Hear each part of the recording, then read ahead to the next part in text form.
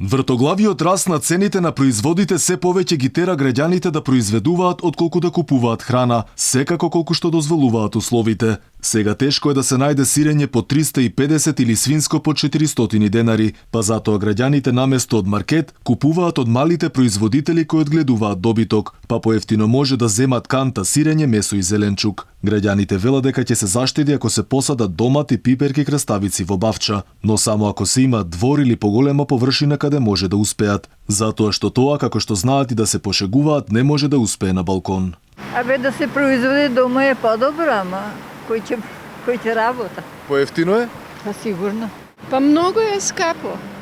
Претерано, мислам. И то не што е секој ден за 10, за 20 динара поскапо. Ако засадиме дома, поевтино би било или да се одгледува нешто? Кој има сигурно би требало да искористи, ама ние што немаме ништо, на балкон што можеш да ставиш?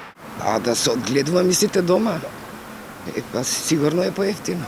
Тоа што ќе се засади треба и да се навади. А водата веќе и поскапува, така да тешко, во секој случај потешко. Се потешко и потешко оди ако нешто не се преземе. Ценовниот шок од ден во ден се повеќе се чувствува, се жалат граѓаните и се плаша дека не чека зима каква што и не сме виделе. Дека не чека тежок период со изгор скапи цени веќе потврдија експертите. Цените на сите производи континуирано се зголемуваат како да се ставени на брза лента, па така граѓаните се подготвуваат за тешка есен и уште потешка зима, во која голем дел од нив едва ќе може да закрпат крај со крај. Ситуацијата е катастрофа, као никош до сега.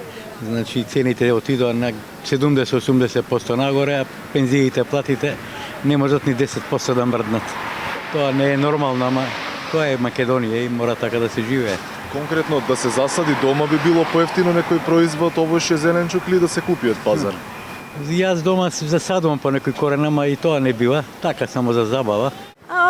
Спрема джебот сами ќе се ориентираме. Тоа е што е. Подобро е дома да се засади, да се одгледува или да се купи од пазар? Дома немаме услови. Ако трошиш повеќе, запаѓаш во криза.